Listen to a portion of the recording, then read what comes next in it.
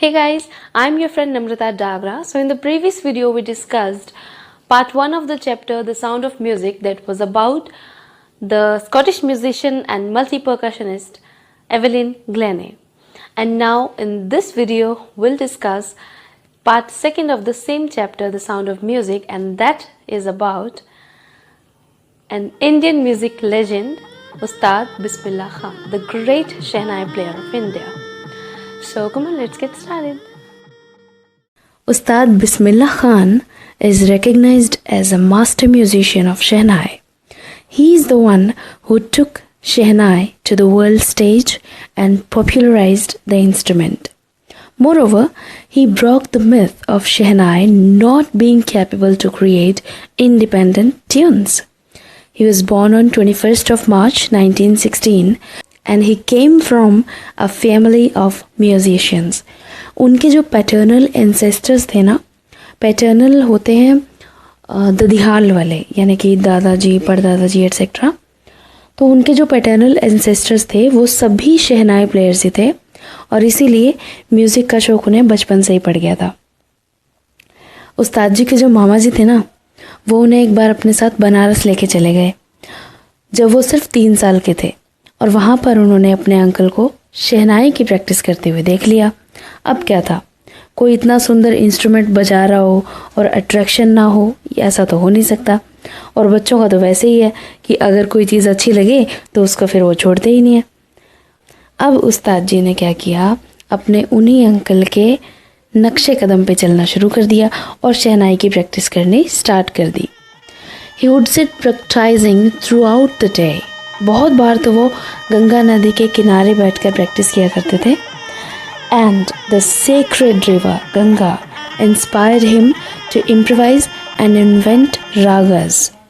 Sacred means holy river, धार्मिक या पवित्र नदी जिसे कहते हैं वो. और गंगा नदी के पास का जो एनवायरनमेंट होता है, यू कैन इमेजिन, जहाँ ठंडी ठंडी हवा चल रही होती है, लहरों की सुंदर आवाज़ें होती है, उस माहौल के अंदर वो जब प्रैक्टिस करते थे ना, तो उन्हें बहुत इंस्पिरेशन मिलती थी और वो और भी ज़्यादा अच्छा काम कर पाते थे. He had a very secular upbringing. वो मंदिर भी जाया करते थे और मस्जिद भी जाया करते थे. At the age of 14, Bismillah Khan went to Allahabad Music Conference with his uncle. और 1938 तक आते आते वो इतने पॉपुलर हो गए that he became an often heard Shehnai player on the All India Radio, Lucknow. After achieving immense success, he was awarded various titles. उन्हें बहुत सारी पदवियाँ भी मिली. He is also a recipient of the highest civilian award of India, that is the Bharat Ratna. इसके अलावा उन्हें पद्म भूषण, पद्म विभूषण और पद्मश्री से भी सम्मानित किया जा चुका है.